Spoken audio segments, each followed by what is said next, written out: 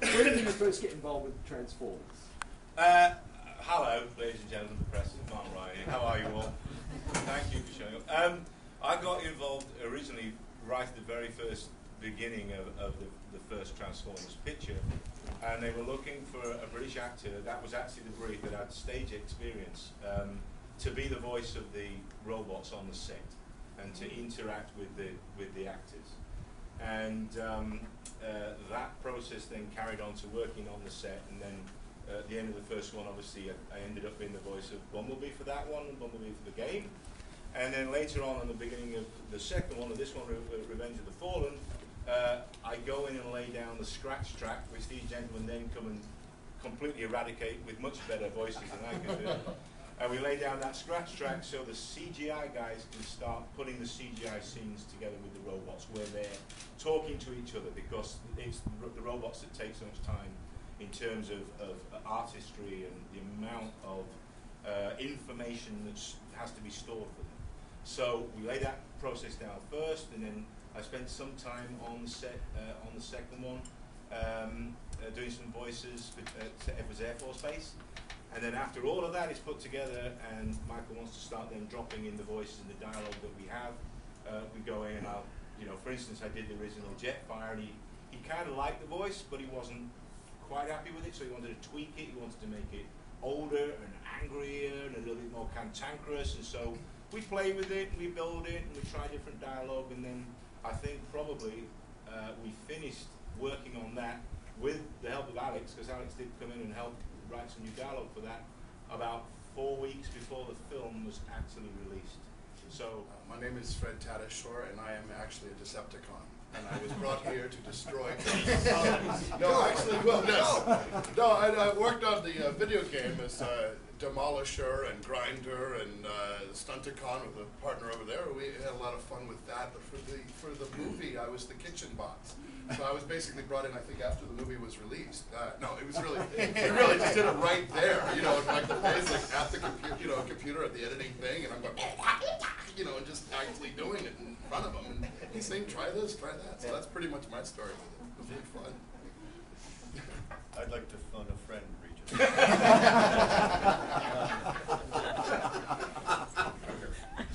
Charlie Adler. And I'm Starscream.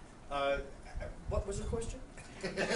Well, I had talking about. What was you like making voices? What was the process of doing the film? Yeah, was that the only? Yeah, I mean, was it the only voice that you did for Transformers 2? Yes. And Transformers 1. And Transformers 1. And what was the process for you? I was in the original series 173 years ago. When I had brown hair and eyelids. And a personality. Yeah, it was. It was a Glasgow cave painting box.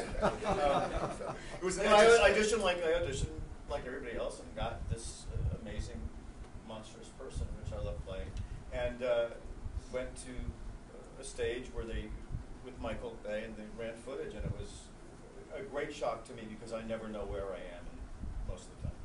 And when I got there, I didn't really know what to expect, and the footage was almost done. And it was unbelievable. I'm going, does that mean? And I don't see too good, so it's like they all look exactly like Hereditary. I'm Jess Sarnell. I'm actually here to promote a Bon Jovi tribute band. Come and see that. No, I had a distinction that I was proud of in the Transformers thing, which was that in the first movie, as in the second, I played Ironhide, but in the first one, I also played Barricade. So I was an Autobot and a Decepticon. So it was like two forces working against each other, kind of like the Bush administration. So it was kind of cool because I got to meet two of them. I think in the second movie, Barricade developed laryngitis because he was still there driving around, but he didn't say anything. And Ironhide, the way that came about for me was, we all have very strange experiences with auditions, because you never know with auditions what's going to happen, and you forget about them as soon as you leave if you want to stay sane. So I got this called audition for the Transformers movie, and I do, as a lot of us probably do, I do a lot of promo work, promoting movies. When you hear those guys go, in a world, and then one man, you drop your voice down when you do that, right? And I don't naturally have that kind of voice, but when I do that, I work the mic really close, and I had a feeling, just because it was Transformers, and you don't want robots to sound like this, so I know I was going to do something really, windy. And I walked into the audition room, and I don't know if it was like this for everybody else, but there was no recording equipment, there was no mic, there was no speaker, there was a guy with a camcorder 4 feet away from me going, okay, say something, right? It was like for a student film or something, and I'm like, well, if I say something, it's going to be really, really low, and you're not really going to hear it very well. And he's like, it's cool, and I'm like, okay, so I start reading this dialogue, and I was like, pride, we have to save the city, we must find the boy, whatever the lines were, and they're like, from 4 feet away, and I'm thinking, this is going to sound like crap. And then somebody goes, hey, try with an English accent. I said, well, you got Mark Ryan to do that. They said, well, you can try too. So I ended up being, so I became sort of quasi-British, and I'm saying these lines, and I forgot all about it as soon as I left. And I thought, there's no way I'm ever going to book this. It sounded stupid. I'm 4 feet away, and all they can see is hair, and this isn't going to happen. And then hair right. Proud. And, so I get the call. Wouldn't it be great if we just took his hat off? The hair came with it.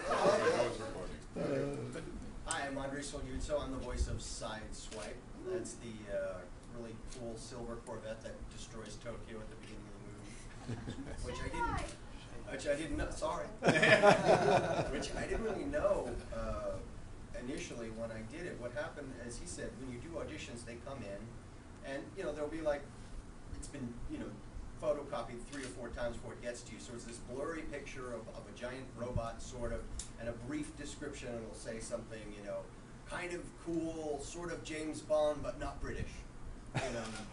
And so I did the audition, quickly forgot about it, and a couple of weeks later they say, okay, they want you to do Sideswipe, for Michael Bay, and I was very excited. And it kept going back and forth, because as you can imagine, he's a tremendously busy man. And this was, as he said, very, very, very late in the process.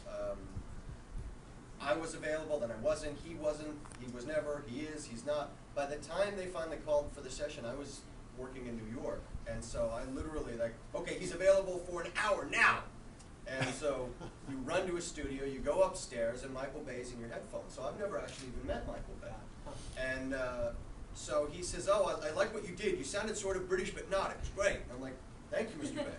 And then, which we were all very comfortable working, it's a process where he says, okay, imagine you're a giant 80-foot robot and you're picking up a car and you're throwing it to the other side of the room. And Same thing you imagine every day. Right? But we do a lot of that, especially with games and action cartoons. Most of the time in the animation, you don't get the benefit of seeing what you're doing. That's where these guys were very lucky, and some of them did. That's where I didn't. So, and Michael Bay's never met me, which in one sense might be better, because when I suddenly go, yes, agree, that felt good. He doesn't know that I look like a child with a goatee. So, he thinks that I'm this big 80-foot older British man, but not. So, the session was about an hour and a half, and it was fascinating because he would sort of, give you a direction, give you a line, and then you'd suddenly hear this silence, and it was Michael Bay obviously syncing it directly to the movie, because this was literally about 2 weeks before it came out. Wow. So I'm just doing lines, making stuff up, and he's going, quick! And then, and he put it all together. So I finally saw it literally in IMAX in the theater, and I was just, wow, I'm really cool. Yeah. So you do this voice, and then by the time it goes through the entire CGA process, it's just a miracle. I am Kevin Michael Richardson. I've played a few guys. I guess a couple of them are the hatchlings, some other creature, and Prime number 2, when Sam Witwicky looks like apparently he passes on, and he speaks to an ethereal kind of spirit Prime. I was the voice of the Prime. And I was brought in about, say, 6 months before the film actually came out, and I had no idea what they were going to ask me to do. He just brought me in. I met Michael Bay, and he showed me some of the footage of the robots, and I did some stuff for him on the mic, and he was very pleased. And it was very cool. I felt a little guilty seeing the behind-the-scenes stuff, but it was just pretty cool to look at. And I just want to throw it, I'm not Suge Knight, by the way. So, Where'd you grow up in? That was a long time ago. But I had no idea how it was going to come up, because I watched the movie with my family, and my children are there, and my wife, and when the scene finally came up with the big speech of Prime 2, very happy, very excited. I was very pleased with the production, because I do remember Transformers as a kid, and breaking toys and breaking my friends' toys and playing with them, and then to actually see it become He still comes to my house and breaks my toys every time he comes. We met in prison. It was a lot of fun. And the cast, just to work with a cast like this, it's just quite an honor. Well, we'll throw it open to questions, and Fred, you got your hand up already? Yeah, Orsi and Kurtzman told us that they were able to write dialogue for the Transformers long